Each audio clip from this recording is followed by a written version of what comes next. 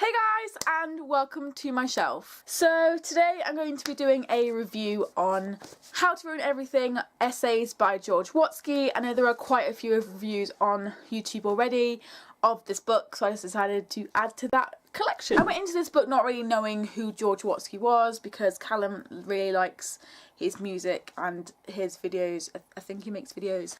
And his book, of course, he's read this a bunch of times and he finally lent it to me and he was like, read this, you have to read this book.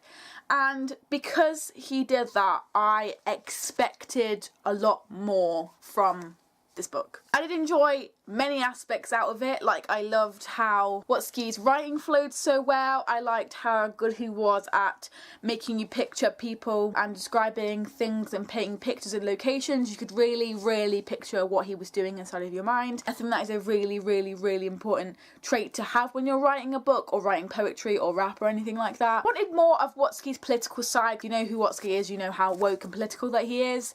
But I didn't see that in anywhere in this book apart from a few sections. I know you can't be political and right all the time and woke all the time, but I thought he was more woke than this and I was kind of just expecting more of that. A lot of irrelevant stuff in it, and I feel like if those irrelevant stuff had been taken out, it would have made a lot more room for the stuff that I would have enjoyed more, like the political stuff or stuff like that. Watsky has a very unique writing style, I think, and he's very good at getting inside of your head, very good at being a point of view, and he's very fluent and relatable. You can find yourself in text and relate to it quite a lot. This book is very personal, it's very heartfelt, it's very genuine and down to earth like Watsky is. He tells the truth, he tells it as it is, and he doesn't hide anything. I particularly loved the section in the book where he talks about how he had a fetish for MILFs and older women and a cougar. No, it's not the fact that I didn't like the book, it's just the thing, I wasn't expecting it.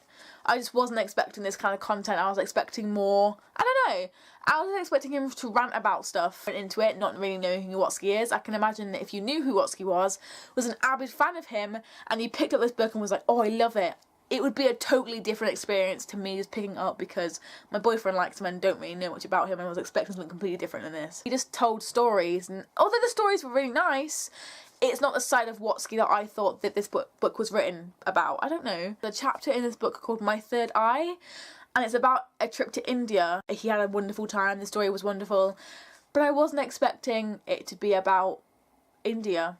I was expecting more about spiritualism. It talked about opening his third eye, but it said my third eye, like he already had one, and he already used one, and I don't know, some of the titles were a little bit like newspaper article headlines to get you reading it, and it wasn't actually true to the story, so when you read the story you were disappointed, which added to the overall disappointment of the book, I think. There's some really good dialogue in here. I found the dialogue absolutely hilarious, and the way he paints some people and gets you to view them as is really special and hilarious. His writing is very comical and you hate the people that he hates and love the people that he loves, which I think is a very good skill in writing as well. Overall, I gave this book a 3.5 or 3 stars on Goodreads. It was an alright book. It's not going to stay with me forever. I would still recommend if you're looking for a quick, funny, comical read from someone that you don't even know anything about or know everything about. If you're a massive Watsky fan, I can see you enjoying this much rather than me, who isn't that much of a fan. Is just as good discovering him and his music. I don't really have any more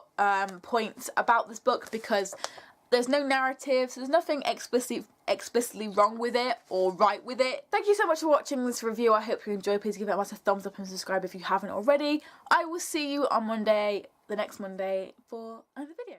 I wanna watch them fly and fly and see them soar up into the unknown. But I feel just like a nerd watching birds, watching me here.